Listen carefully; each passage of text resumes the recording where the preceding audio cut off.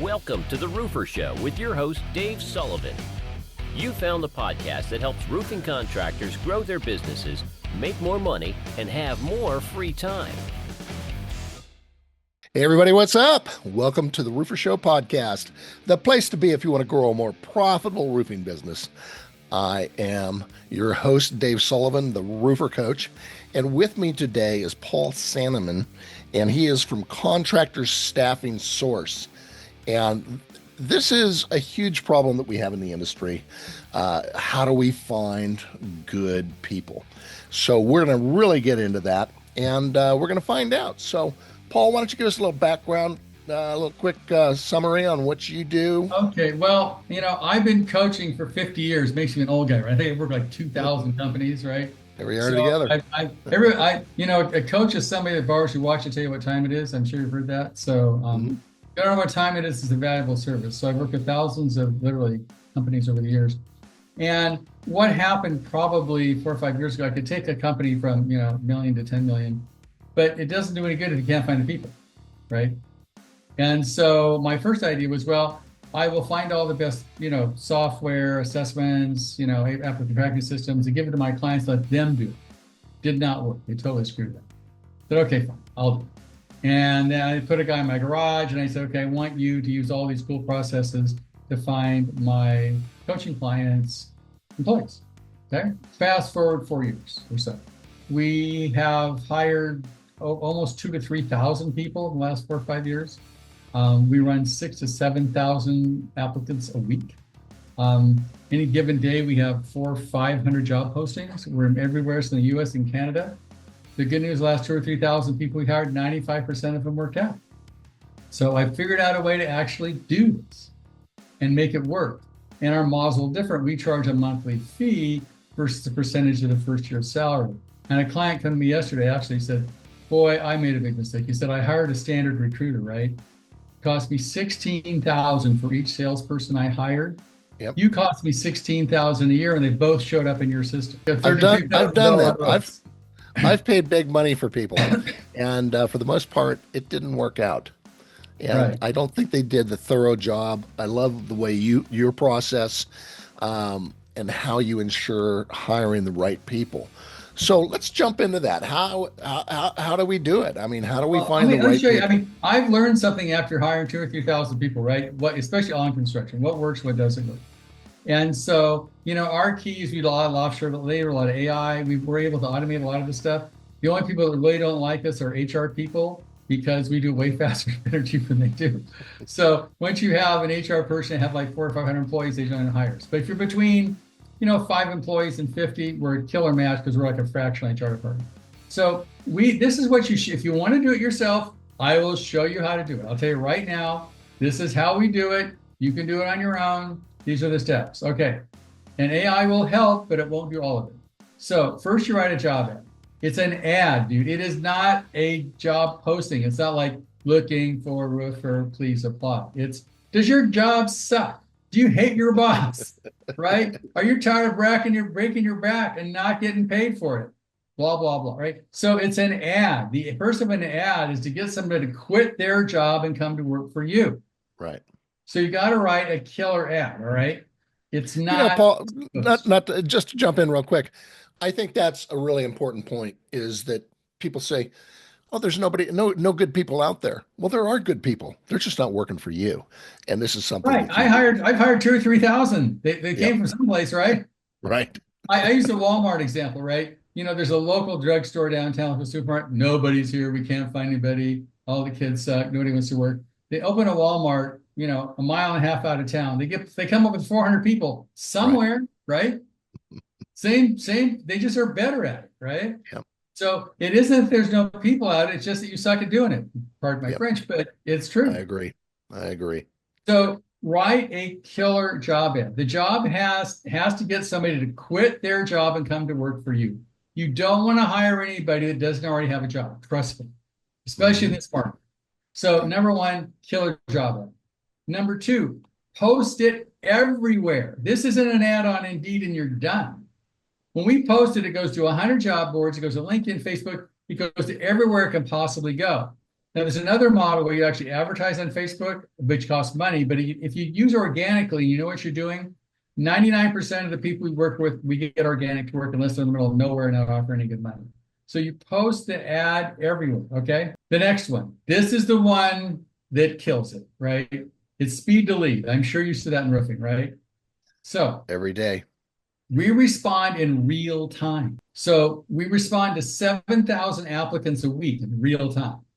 How do you do that? We have a bunch of systems, some AI, a lot of employees all over the world. We make it happen, right? So after you post the job ad, it takes us an average of 300 applicants to find a person on the average, right? The 3,000 people who have gone through 500,000 people to find it. So once you place the ad, it's a killer ad, you put it everywhere. When that person applies, you can't wait a week to get back to them. They're gone. Right. You got to respond to them in real time. That's the AI can't do that, unfortunately. So that is a problem. It does it, but it doesn't do a very good job. Okay. Then you have detailed skills and behavioral assessments. That's the next one. You've got to have a really good process to filter these people and assess them to make sure they're the right person. Now, admittedly, getting a roofer to take an assessment is not easy. If not possible, we get them to do it. You can use assessments. You can also use video interviews with all the collection. Video interviews sometimes cheaper and easier in a way for people to do it that are roofers or painters, that kind of thing, versus a project manager. So respond in real time, do a great behavioral assessment. Then once you do the video interview, do a phone screen, call them up, right? See what's going on. This is all the stuff we do that you should do. We call them up, do a mission phone screening, and then you do an in-person Zoom interview. And Zoom makes it easy, like right here, where I can talk to you, we can do a Zoom interview. Right. And then you conduct background checks and references. Swear to God, I had a person who hired a bookkeeper.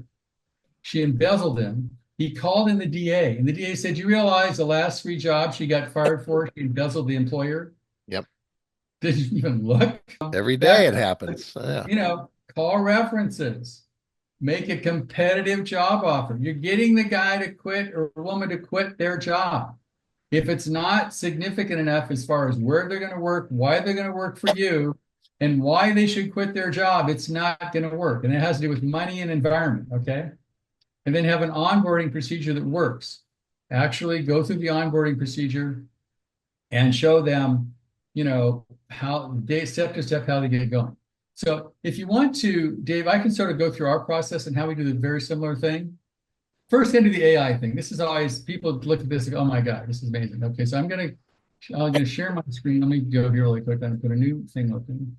New window. Let me set that up for you here. Okay. And I'm gonna go to here. And I'm gonna go to Chat GPT. If you're not using Chat GPT, you're just stupid. Or either that or you don't what do we call it? You have some kind of what do you want to call it? A prejudice. I find AI is sort of like abortion. I mean, people have it's a very political thing, right? It's either going to fix the planet or destroy it. So I use it all day long. And it's interesting because I was listening to one of the guys actually got fired from Google, was a CEO, and he said there's 3 things you need to know in this day and age. 1, understand AI, totally get it because it's going to change everything. 2, work with people, make people relationships work. And the 3rd one is learn how to tell the truth or find out the truth because it's almost impossible to do these days. I can prove to you the world is flat if you want me to on the internet, right? So now I'm going to do this here. And just for fun, give me an example of a roofing. I'm going to know where they are, how big they are, how many employees they have, and what they're looking for. I'm looking for a mid-level manager for my roofing business that we do $5 million a year in business annual, and I've got 30 employees. Okay. And I'm here in Northern California. So I have a roofing business in Chico, California. I have 30 employees. I'm looking for a mid-level Northern California. Not Northern California, because this will be interesting for me since I live here, not Chico. Okay, so I'm going to say Northern California. Okay, do this again. I'm sorry. Hold on. Erase this. I can't type, so I have to do all this stuff by. Yeah, I'm with you. Yeah, never something that was one of my. That's just fine. Okay, so I shouldn't have messed you up. Shouldn't have messed you up. No problem. I'm a roofing contractor in Northern California. I have 30 employees. I do $5 million a year. I'm looking for a mid-level manager to help me. I want a very highly qualified person. I would like you to write the job ad. Make sure it's an ad that's going to get somebody to quit their job and come to work for me. I want you to tell me how much I'm going to have to pay them. I also want to know the job description. I want to know the KPIs, as well as an onboarding process for the first 6 months. And tell me every place I should put this ad and don't miss anything. You are the world's best HR person, as well as you are an imaginative, a great marketing person. Please write this information. I'm going to just leave it. All right, here we go. Let's see what it comes up with. Are you ready for this? Dun, dun, dun. I'm ready. Click. Click. Okay, so I'll read it in case it's the podcast. So it says, here's the comprehensive job ad. It says, seeking an exceptional mid-level roofing manager, take your career to new heights with a growing team. Salary, $100 to $125,000 a year. Are you ready to join an industry leader and take your career to the next level? A thriving California roofing contractor generating $5 million annually, looking for a mid-level manager who's passionate about driving performance, managing teams, and delivering high-quality roofing services. If ready to make the difference and help an incredible team of 30 professionals, this is your opportunity. Why you should join us: growth and leadership. Lead a team of skilled professionals with direct impact on their success. Competitive compensation, $125,000 a year salary. Collaborative environment, work alongside experts who respect your ideas and support. Career development, opportunities and career advance beyond your professional. What we're looking for: proven experience in the construction industry, demonstrated success managing teams and client relationships, exceptional organizational leadership skills, and ability to increase efficiency and deliver projects on time and on budget. If you're the results-driven leader and make the lasting impact, apply now. Don't miss opportunity to build a fulfilling career with confidence. It's not bad. It could be improved. Let's see. Ready to make the leap. Apply today. Let's build something together. Send your resume and title, etc. Job description. It says mid-level manager, talks position summary. It has key responsibilities: team management, project oversight, client relations, operation efficiency. Talks about budget and cost control, KPIs, project delivery date, profit margin improvement, client satisfaction rate, team retention rate. And you can get, if you ask API, I'll get more in depth to all these. Safety compliance, Right. Onboarding process that gives you week 1 orientation, week 2, week 3, 6 month and that thing, how to do it. Salary and compensation, it goes through that, talks about salary and compensation. It says where you post a job ad. It says LinkedIn, Indeed, Glassdoor, Monster, ZipRecruiter, industrial specific platforms like Rippers Coffee Shop, construction jobs online, local job boards, networking groups. And I can say, give me 5 more places to put the ad. Right. It says the Blue Book building, roofing contractor, classified section, Facebook jobs, Craigslist, Northern California, Reddit, and we could go on forever. So this is really helpful, right? Right. This does the heavy lifting for you to write the job ad and all that stuff. Now, so as we talked about the early steps, writing a job ad is not that hard to do these days. I mean, it'll help you. Putting a job ad in several places, you got to put it everywhere. Now, one of the problems is responding in real time. That's tough because once you put this out there, Dave, you have to respond in real time.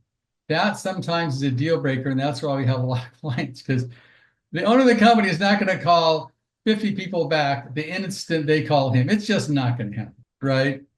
And it's speed to lead. If you have a marketing thing and you're looking for roofing jobs and you call the client back a week later, how's that going to work for you?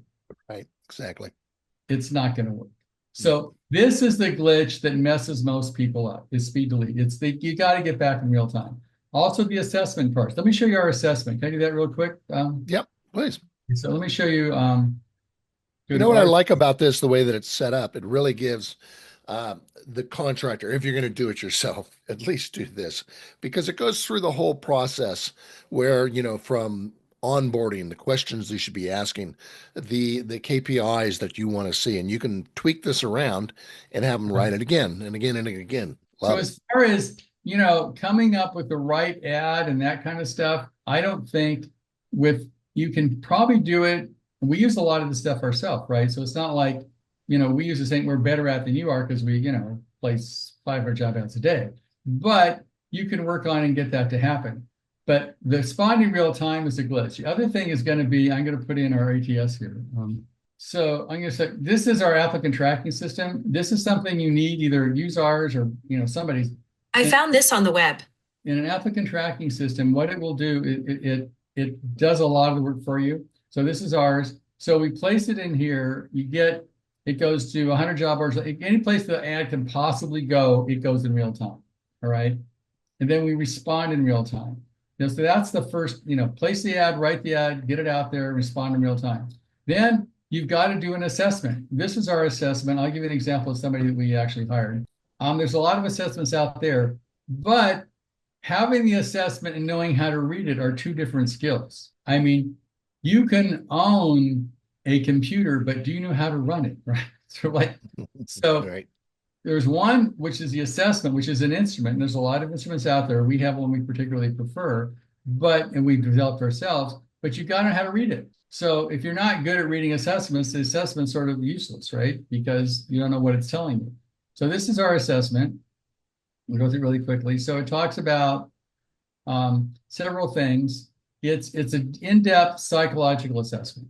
And as I said, Dave, I'll know more about than your mom if you take this thing, right? It works really well.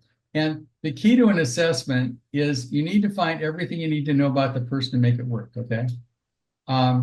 And so it's taking a long time to load. I don't know why, probably I'm on Zoom. Okay, so one is you talk about personality, position, behavioral type, positions recommend personality, attitude, competency, all that kind of stuff. That can be turned by an assessment. Getting people to take it, not that easy. You've got to call them and hassle them to get them to take it. Right. We do that all the time, but you can eventually get somebody to take this thing. As an example, I think I told you that a client of mine earlier paid, as you said, $16,000, and part of the $16,000 of the assessment, he said our assessment was better than theirs, and it comes along with what we do. We're $16,000 a year per person, right? I've hired like 20 people for $16,000. So comes to top performance, it looks good there. And then we talk about, did he take the assessment properly? Then we do a DISC profile. If the listener's not familiar with DISC profile, it's a psychological profile that's fairly standard, but analyze or control it. But where DISC profile really works here, we do a predictive DISC profile. We give them literally hundreds of thousands of these. And we profile like a roofer, a plumber, whatever we need. And we know what their personality needs to be to succeed at that job. Different standards, like in this case, attention to detail, organization, that stuff didn't really matter much. What matters, reliability, assertive. So they need to be between the gray lines and everything that matters. So at this point, we know the client has the appropriate personality to be a manager, a salesperson, roofer, whatever they need to do. We profile the position so we know they have the right personality to succeed.